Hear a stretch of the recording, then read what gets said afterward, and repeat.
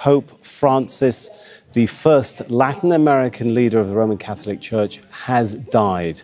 1.3 ቢሊዮን የዓለም ህዝቦች አባታቸውን አጡ። የዓለም ድሃዎች ለመብታቸው ከሚከራከሩላቸው ሰዎች አንዱን ሞት ወሰደባቸው። ካቶሊካውያን ተወዳጁን አባታቸውን ለዘላለም ተለዩ። ድንበርና ዘር አገርና ብሔር ሳይመርጡ ድሃ ተበደለ ፍትህ ተጓደለ የሚሉት የብዙሃን አባት ወደማይቀርበት ሄዱ። ፖፕ ፍራንሲስ ሲከተሉት የኖሩት ኢየሱስ ክርስቶስ ትንሣኤ ባደረገበት ዕለት አረፉ። ከሞት በኋላ አለ እያሉ ያስተማሩትን ህይወትም ተቀላቀሉ። የምድርን ዓለም ጊዜያዊ ነው ብለው ሲያስተምሩ የነበሩት አባት ከዚህች ዓለም በስጋ ተለዩ። ብዙዎችን የሚወዱ በቢሊዮኖች የሚወደዱ አባት ባሳለፍነው ትንሣኤ መሞታቸውን ተከትሎ መሪዎች አዝነዋል፣ ምዕመናን አዝነዋል፣ እግር ኳስን የሚወዱ ሰዎችም አዝነዋል። በዚህም ምክንያት በዚህ ሰሞን በጣሊያንና በአርጀንቲና የሚካሄዱ የእግር ኳስ ጨዋታዎች ስለሳቸው ሞት ተብሎ ሽግሽግ ተደርጎባቸዋል።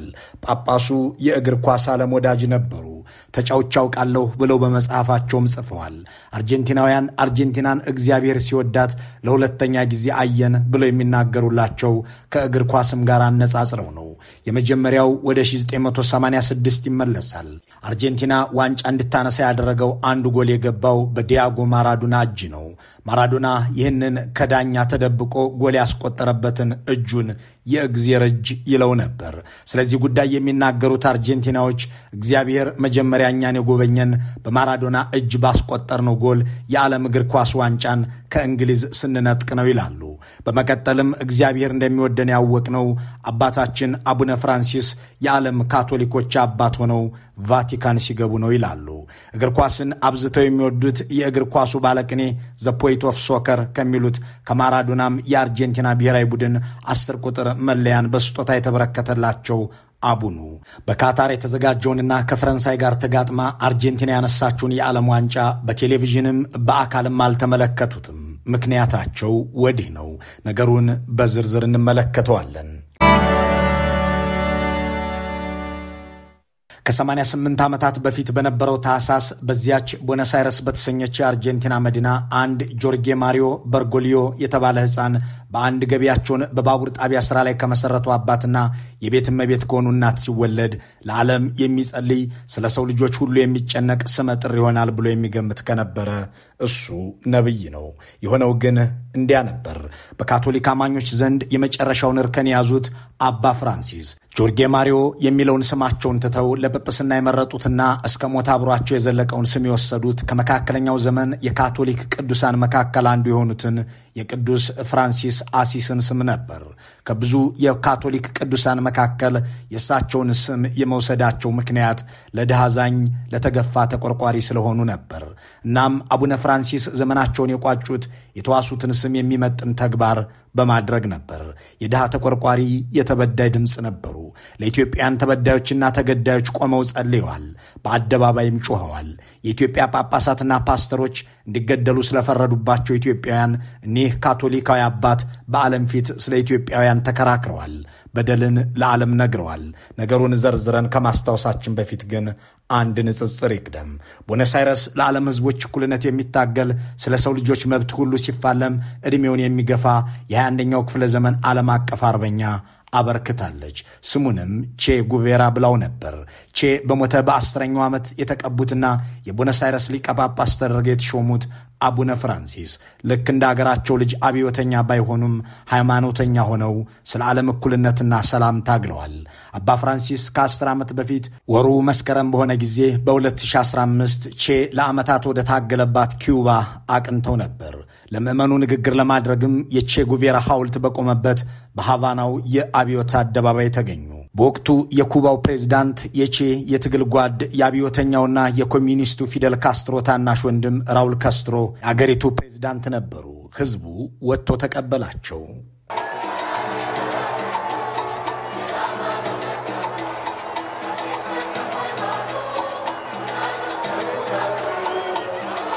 አርጀንቲናዊው ሃይማኖተኛ የአርጀንቲናዊው አብዮተኛ ሐውልት በቆመበት አደባባይ ተገኙ። አርጀንቲናዊው የነጻነት ታጋይ ግራጁን ወደፊት እየሰነዘረ ቪቫ ሶሻሊዝም ባለበት አደባባይ አርጀንቲናዊው ጳጳስ ቀኝ እጃቸውን ከፍ አድርገው ስለ ሰው ልጆች ብለው ጸለዩ። እኛ የምናገለግለው ርዕዮተ ዓለም ሳይሆን ሕዝብን ነው ሲሉም ተደመጡ። ነገሩ በእንግሊዘኛ ሲባል የበለጠ ጆሮ ገብ ይሆናል። ሰርቪስ ኢዝ ኔቨር አይዲዮሎጂካል ፎር ዊ ዶንት ሰርቭ አይዲያስ ዊ ሰርቭ ፒፕል። servicio es ideológico, ya que no se sirve a ideas, sino que se sirve a personas. አቡነ ፍራንሲስ በዚያች መስከረም ወደ ሃቫና ያደረጉት ጉዞ መንፈሳዊ ዓላማን የያዘ ብቻ አልነበረም፣ ሰላማዊና ፖለቲካዊ ተልእኮም ነበረው። የሰው ልጅ በሃይማኖትም በአመለካከትም በጾታም ልዩነት ቢኖረው ተዋዶ ይኖር ዘንድ ግን የተገባ ነው የሚል መርህ የነበራቸው አቡኑ የአሜሪካንና የኪዩባን ርዕዮተ ዓለም ወለድ የፖለቲካ ልዩነት ወደ ፍቅርና ትብብር ለመቀየር ወጠኑ። የወቅቱ የአሜሪካ ፕሬዝዳንት ባራክ ኦባማ ይሁንታቸውን ቸሯቸው። ራውል ካስትሮ ፈቃዳቸው ሆነ።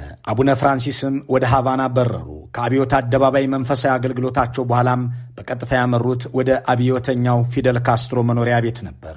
ያኔ ፊደል ስልጣኑን ሁሉ አስረክበው ግን ደግሞ አስተያየታቸውና ተደማጭነታቸው ቀጥሎ ከይፋዊ ስልጣንም ገለል ብለው ቤት ውስጥ የተቀመጡበት ጊዜ ነበር። እናም አዛውንቱን አግኝተው ፖለቲካዊ ዓላማቸውን ነገሯቸው። የሰላም አባቱ አቡን አሜሪካንና ኪዩባን የማስታረቅን ጥረትም ጀመሩ። በፓናማ ከተማ ከራውል ካስትሮ ጋር የተገናኙት ባራክ ኦባማም አቡኑን አመስግነዋቸዋል። On November 25th, 2015, Kenya welcomed Pope Francis when he made his inaugural visit to Africa. The nations stood united. ስለ ሰላም ብዙ በመስበክ ብቻ ሳይሆን አብዝተው በመስራት የሚታወቁት አቡነ ፍራንሲስ ሰላምንም ደሃንም አብዝተው የሚወዱ አባት እንደነበሩ ድርሳነ ሕይወታቸው ይተርካል። ስለ ድሃዎች መብት የሚናገሩት የልጅነት ዘመናቸው በድህነት ስላለፈ ብቻ አልነበረም። በእርግጥ ገና ወደ ሃይማኖት መሪነቱ እየገቡ በነበረበት ዘመን የቦነስ አይረስ ጎረቤቶቻቸው የሚያውቋቸው የግፉአኑ ቄስ ብለው ነበር። ይህንን በካቶሊካውያን ዘንድ ትልቅ ጸጋ ተደርጎ በሚወሰደው የጵጵስና ደረጃ ላይ ሲደርሱና ቫቲካን ሲገቡ ዓለም ለገፋቸውና ለረሳቸው መከራከር የሕይወት መርህ አድርገው ትኖረዋል። ስማቸውን የድሃ ወዳጁን የቅዱስ ፍራንሲስን መጠሪያ አድርገው የኖሩት አቡኑ በጸሎተ ሐሙስ ዕለት በእግር አጠባ ቀን በጣሊያን የሚወጡት የድሃዎችን እግር ለማጠብ የስደተኞችን እግር አጽድቶ ለመሳም ነበር። አገራቸው ገፍታቸው ለስደት የተዳረጉ ጣሊያን ሲደርሱም ወደ እስር ቤት የተወረወሩ የዓለም ግፉአንን እግር አጥበው ሲስሙ ሃይማኖታችሁ ምንድነው? አገራችሁስ ከየት ነው አይሉም ነበር። ከ6 ዓመት በፊት በነበረው የጸሎተ ሐሙስ መታሰቢያ ላይ ያደረጉትን ለማስታወሻነት እማኝና አድርገው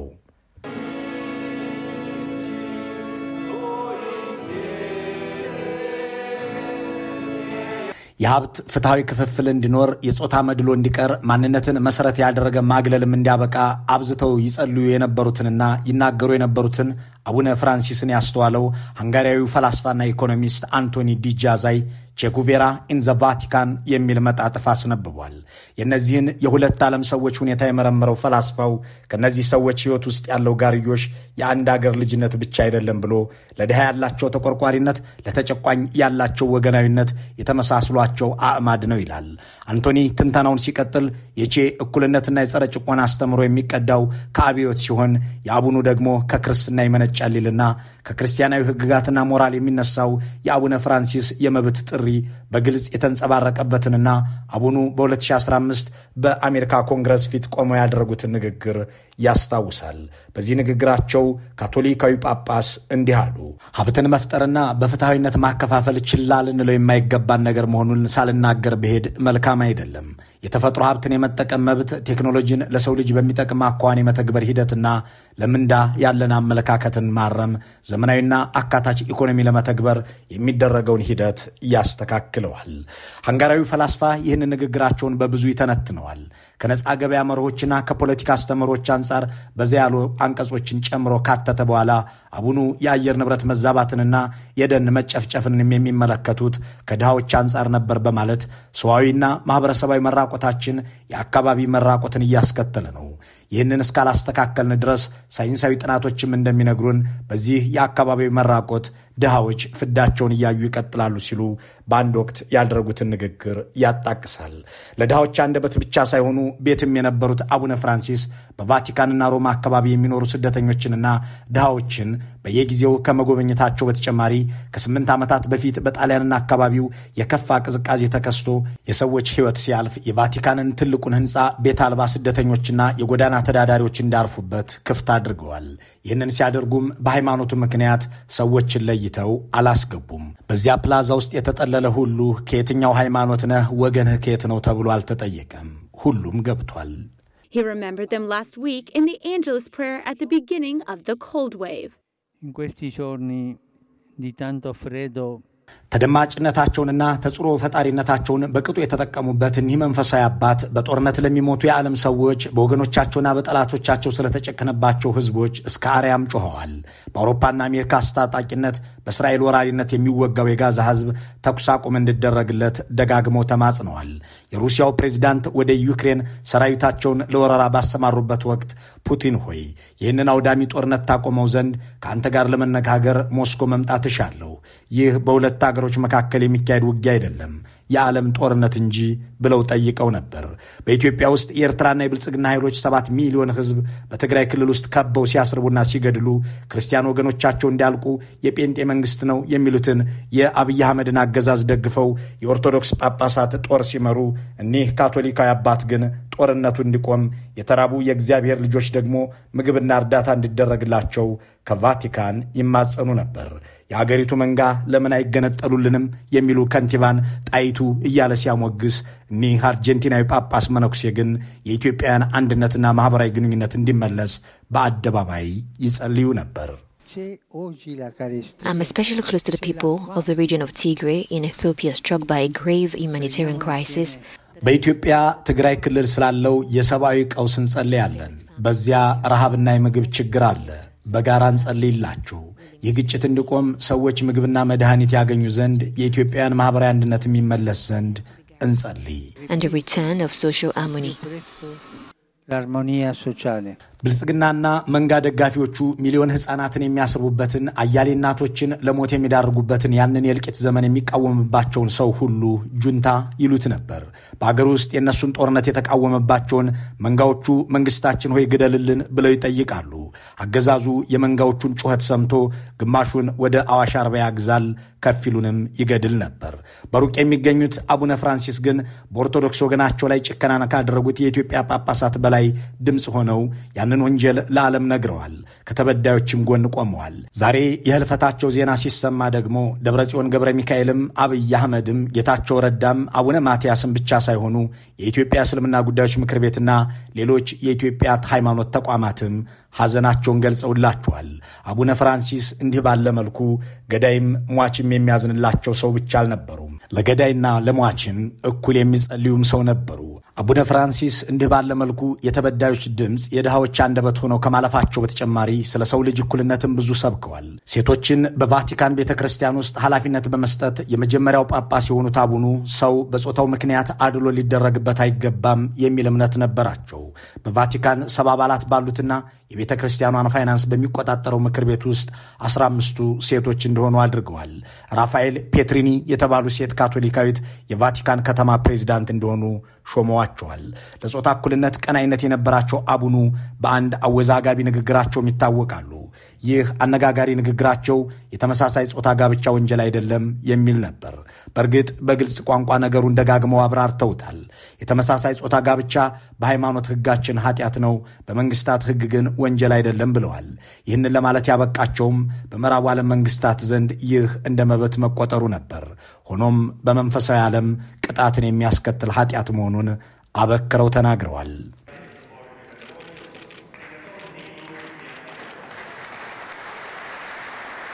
ከዲያጎ አርማንዶ ማራዶና እስከ ሊዮኔል ሜሲ የእግር ኳስ ጀግኖችን መፍጠር በሚሆንላት አርጀንቲና የተወለዱት አቡኑ የእግር ኳስ አፍቃሪ ነበሩ።